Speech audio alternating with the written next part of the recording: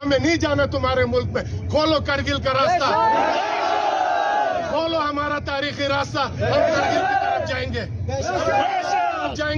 मुर्दाबाद, मुर्दाबाद।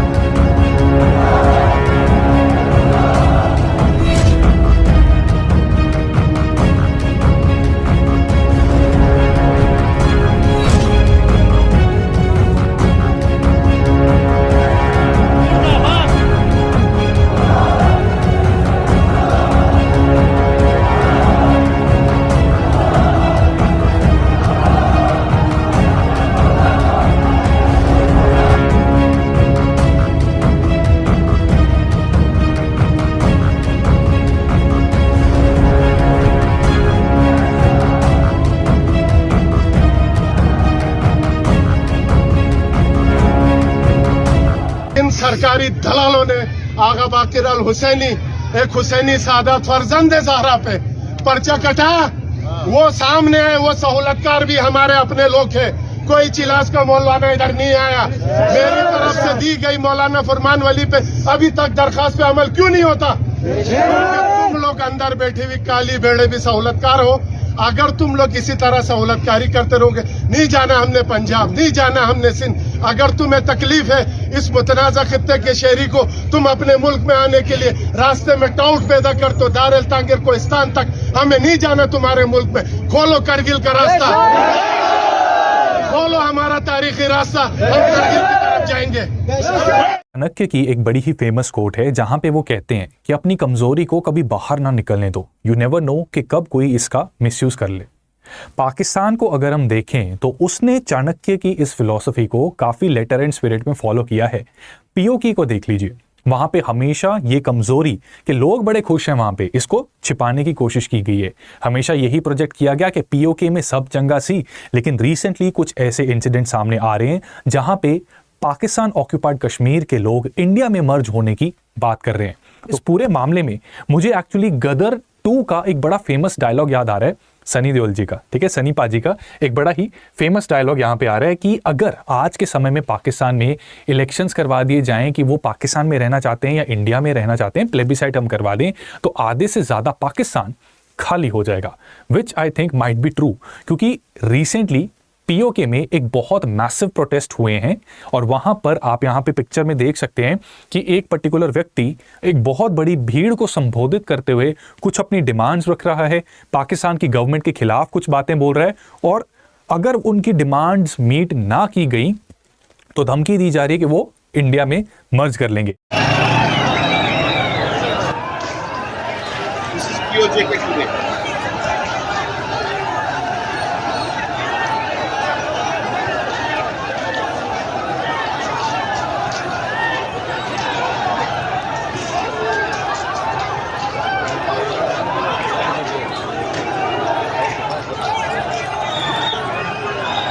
Pakistani Rangers are timid. They are worried that a Bangladesh-like things are shaping up. They are worried there might be a Sheikh Mujibur Rahman, which is not kind of disclosed. He's somewhere hiding. And with this kind of explosive movements going on, people hitting the roads is exactly what happened in Bangladesh. अपनी शपथ लेते हैं कि हम हिंदुस्तान की आईन, संविधान और कानून को बचाने के लिए अपने देश की फौज के साथ अपनी बार्डरों की हिफाजत करने के लिए हम हिंदुस्तान की तरक्की और सालमीत के लिए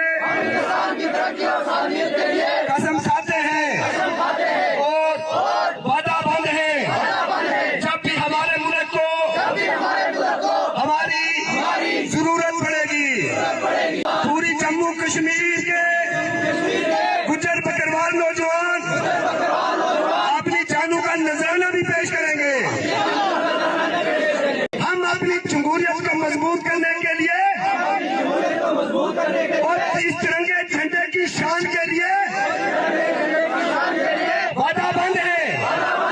जय हिंद, जय हिंद, हिंदुस्तान जिंदाबाद,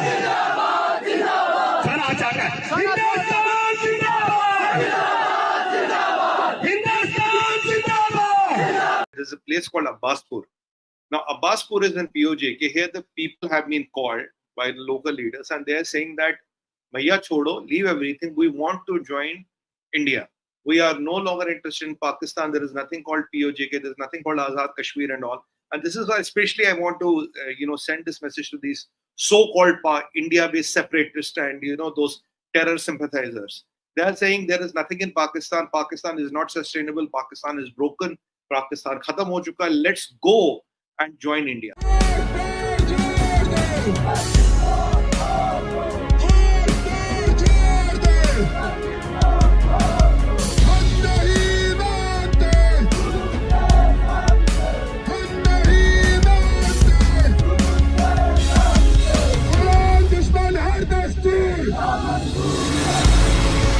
POJK में और पाकिस्तान ऑक्यूपाइड गिलगित बाल्टिस्तान में बहुत बड़े स्केल पर प्रोटेस्ट जारी हैं और वहाँ के जितने भी लोग हैं वो सब चाहते हैं कि LOC को खोल दिया जाए और वो सब भारत के अंदर आ जाएं।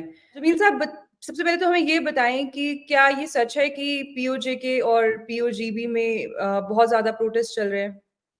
इसमें तो कोई ढकी छुपी बात नहीं है कि दोनों खिते जो पाकिस्तान ने 1947 में कब्जा कर लिए थे, वहाँ एक जबरदस्त अवामी तहरीक चल रही है पाकिस्तान के खिलाफ।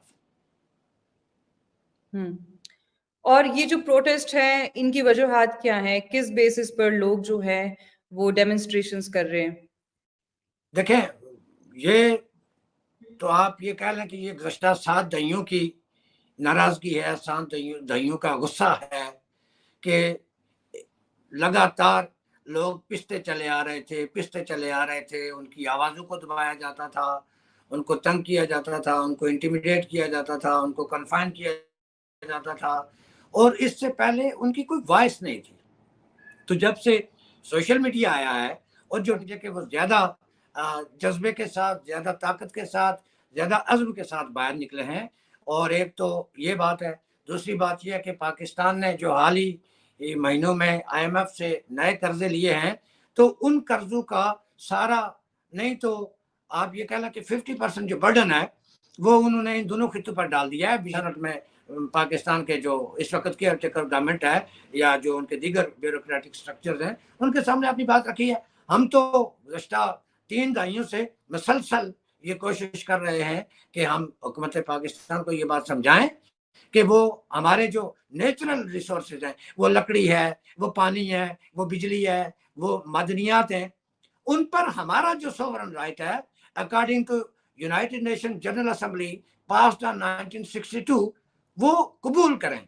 और सबसे पहले इस इलाके में सेहत, तालीम, रोजगार और जो सोशल इंफ्रास्ट्रक्चर है उसकी तरक्की में इस बजट को, इन वसाइल को इस्तेमाल करें।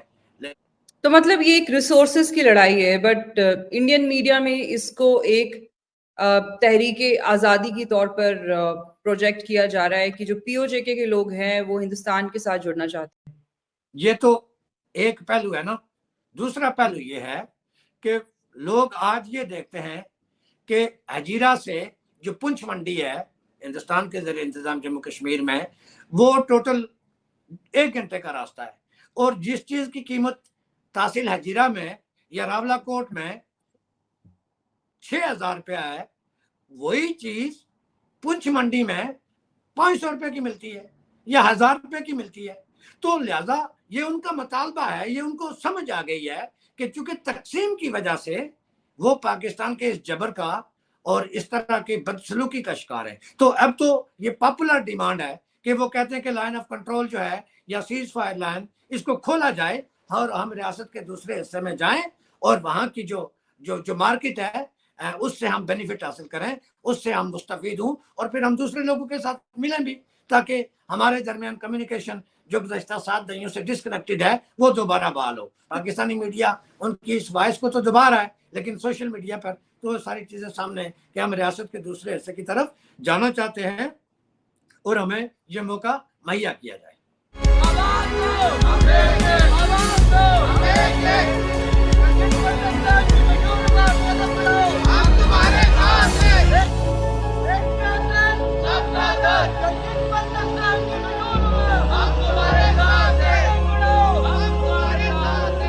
कितने खतरनाक सूरत हाल है और किस तरह से वहां पे आजादी की आवाजों को दबाने की कोशिश की जा रही है। ये पूरा जब हम पीओके में देख रहे हैं तो ये 1971 जब बांग्लादेश बनने से पहले ईस्ट पाकिस्तान का जो हालात था वो सब ऐसा बयां हो रहा है। तो अगर हालात ऐसे हैं तो आपको क्या लग रहा है अंजाम भी वही होगा? आपने बहुत अच्छा ये तकाबली जायजे की बात की है बांग्लादेश के साथ। देखें, जो ईस्ट पाकिस्तान था वहां पे मुजीबुर रहमान साहब की पार्टी थी अवामी लीग। 1970 के इलेक्शन उन्होंने जीते, लेकिन उनको सरकार नहीं बनाने दी गई क्योंकि पंजाब का होल्ड अपना नहीं छोड़ना चाहते थे पंजाबी फौज। तो मुजीबुर रहमान ने 6 नकात के ऊपर इलेक्शन लड़ा था। तो वो 6 नकात पर उन्होंने इलेक्शन भी जीता, 6 नकात पे तहरीक भी शुरू हुई। लेकिन जब उनको सरकार नहीं बनाने दी और उनको ये कन्विंस हो गए कि हम जो मर्जी जमहूरी तरीका इख्तियार कर लें, हमें जो है वो इक़्तिदार नहीं मिलेगा, तो फिर ये नारे उन्होंने छोड़ दिए 6 नकात। फिर बात इससे आगे चली गई। फिर बात आ गई कि बांग्लादेश बनाएंगे, हम आजादी लेंगे, हम खुद अपने रियासत को, अपने इस मशरकी हिस्से को आजाद करा के यहाँ एक नई रियासत कायम करेंगे और उस नई रियासत में फिर हम जो है अपनी मर्जी के मुताबिक जो है अपनी रियासत को चलाएंगे, अपने वसाइल पर हमारा कब्जा होगा, हम अपने वसाइल को अपने अवाम की बेहतरी के लिए इस्तेमाल करेंगे। और मैं समझाने की कोशिश कर रहा हूँ पाकिस्तानी कब्जे वाले जम्मू कश्मीर के इन इनकलाबियों को कि अब ये नारा जो लगाने वाला जो हमने लगाए कि बिजली के बिलों पर इजाफी टैक्सेस खत्म किए जाएं, जो हमारी यूनाइटेड नेशन की अप्रूव सब्सिडीज है 50 से ज्यादा आइटम्स पे, वो जो उन्होंने सब्सिडीज खत्म की हैं वो बहाल की जाएं, लोड शेडिंग का खात्मा किया जाए, एक्सेट्रा एक्सेट्रा। अब वो मुतालबात से, उन डिमांड से बात आगे निकल चुकी है, लिहाजा अब ये डिमांड करना बेकार है। इस डिमांड पे तो पूरी मूवमेंट उठी है, तो अब ये तो पाकिस्तान नहीं दे रहा, वरना अब तक दे चुका होता। वो डर के कह चुके होते, डरे तो हैं, लेकिन वो कह देते कि हाँ ठीक है हम टैक्सेस वापस ले रहे हैं, हम ये कर, वो नहीं कर रहे, वो कुचल रहे हैं उसको। वो लिहाजा अब जो नया नारा है वो है ऑल पावर टू अवामी एक्शन कमेटी, यानी तमाम ताकत जो है वो अवामी एक्शन, जो जम्मू कश्मीर जॉइंट अवामी एक्शन कमेटी है, इसको मुंतकिल की जाए। ये हमारा अब नारा है। ये इस वक्त की सूरत हाल है। नंबर 1, ये सरकार इस्तीफा दे। नंबर 2, इस सरकार की जगह अवामी जम्मू कश्मीर जॉइंट अवामी एक्शन कमेटी जो है वो सरकार बनाए मुजफ्फराबाद में, और जिलों में और तहसीलों में और शहरों में जो है वो अवामी एक्शन कमेटी कंट्रोल ले उन शहरों का। और नंबर 3, पाकिस्तान जो है इज्जत के साथ जो है वो अब पीओजे को खाली कर दे।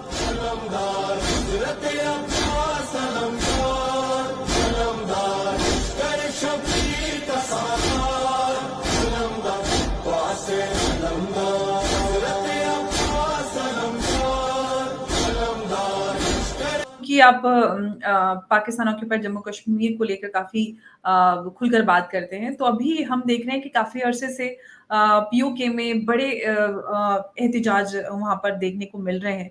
लोगों की जो मसाइल हैं उसको लेकर लोग सड़कों पर आए हैं और ऐसा पहले कभी देखा नहीं गया। पहली बात यह है कि जहां तक इस बात का ताल्लुक है कि इस तरह के इवेंट्स पहले देखे नहीं गए, तो उसकी वजह ये थी कि इससे पहले जो मीन्स ऑफ कम्युनिकेशन जो है वो लिमिटेड थे, स्पेसिफिकली उस टेरिटोरी में जिसकी आप बात कर रहे हैं पाकिस्तान के ज़ेर इंतज़ाम कश्मीर में, उसमें तो और ज़्यादा लिमिटेड थे। वहाँ कम्युनिकेशन का रवायती तौर पे जो रहा है मोनोपोली, वो पाकिस्तान मिलिट्री के अंडर कम्युनिकेशन का डिपार्टमेंट रहा है, जिसके अंडर सिर्फ जो है वो टेलीफोन आता था, बाकी और कोई चीज़ ज़ाहिर वायरलेस वगैरह की तो वहाँ इजाज़त कभी भी नहीं रही, चूँकि ये एक मिलिट्री डोमेन का डिवाइस समझा जाता था। लेकिन जो फ़ोन थे उनके कनेक्शन भी और उनका एक्सचेंज और उनका कंट्रोल भी पाकिस्तान मिलिट्री के हाथ में रहा है। अब ये जो है सोशल मीडिया, चूँकि एक हैंडी किस्म की आपके पास मीन्स ऑफ कम्युनिकेशन आ गया, तो आपको रियल टाइम में नज़र आ रहा है कि इस वक्त जो मेरा वहाँ पे गांव है बनजोसा, या मेरा जो टाउन है रावलाकोट, उसमें कितना बड़ा जुलूस निकला, उसमें कौन कौन लोग शामिल हैं, इवन आप दीवारों के poster, everything you can see. जी, सर एक बात जिस तरह से आपने आवाम के मद्देनज़र या उनके पॉइंट ऑफ व्यू से जो बात कही, वो ये कि आवाम काफ़ी अरसे से इस तरह के एहतजाज करते आए हैं और अब उनकी जो ओपिनियन है या पॉलिटिकल अंडरस्टैंडिंग है, वो काफ़ी ज़्यादा स्ट्रॉन्ग हुई है। जिस तरह से हम जानते हैं कि पाकिस्तान कश्मीर को लेकर इंटरनेशनली बहुत ज़्यादा वोकल नज़र आता है और इनफैक्ट इंडिया वाले कश्मीर की बहुत बात करता है कि वहाँ पर ह्यूमन राइट वायलेशन हो रहा है, मुसलमानों के साथ ये हो रहा है, वो हो रहा है। तो जो उधर पीओके में भी तो कश्मीर में मुसलमान ही हैं, उनके जो हुकूक हैं या वहाँ के जो आवाम हैं, उनकी बात क्यों नहीं सुनते? क्या आवाम को ये पाकिस्तान की हिपोक्रेसी समझ में आ रही है ये वाली बात? देखें, ये जो one of the latest developments है ना, उनमें से एक ये है कि अब ये बात भी लोगों को समझ में आ रही है और ये भी हिस्ट्री में पहली दफ़ा हो रहा है कि इतने बड़े वसी पैमाने पे जलसे हों, जुलूस हों, एजिटेशन हो, स्पीकर लगे हों और लोग भारत को गालियां ना दे रहे हों, या जम्मू कश्मीर के जो है अंदर की जो पॉलिटिक्स है और वहाँ की जो तहरीकें हैं उसके बारे में बात नहीं कर रहे हों। किसी ने बात नहीं की, बल्कि लोग उनको कहते हैं कि आप अपनी बात करें, ये आज़ादी के नाम पे आप लोगों ने हमको जिस हाल तक पहुंचा दिया है ये इतना काफ़ी है, तो पहले हम इस खित्ते को आज़ाद करा लेते हैं, जिसको आप पहले ही आज़ाद कश्मीर कहते हैं, पहले इसको आज़ाद कराते हैं और जब ये आज़ाद हो जाएगा तो फिर हमारे और भारत के दरमियान हम बैठ के बात कर लेंगे कि आगे हमने क्या करना है। पहले आप ये तय करें कि यहाँ की आज़ादी के बारे में आपका क्या ख्याल है, जो कि एक बहुत बड़ी डेवलपमेंट है। लेकिन जिस तरह से हम देख रहे हैं कि एहतजाजों का सिलसिला जो है, ये काफ़ी मज़बूत होता जा रहा है। ऐसे में क्या आप फ्यूचर देख रहे हैं इन सारे मूवमेंट्स का? देखें जी, ये अब नॉन स्टॉपेबल है और अब इस तहरीक को आप इसकी शक्लें बदल सकते हैं, इसमें इख्तलाफात होंगे, टूट-फूट होगी, इसकी नई तहरीकें इसके अंदर से जन्म लेंगी, लेकिन आप इसको अगर ख़त्म करने की बात करें तो you are living in fool's paradise. ये अब मुमकिन ही नहीं है।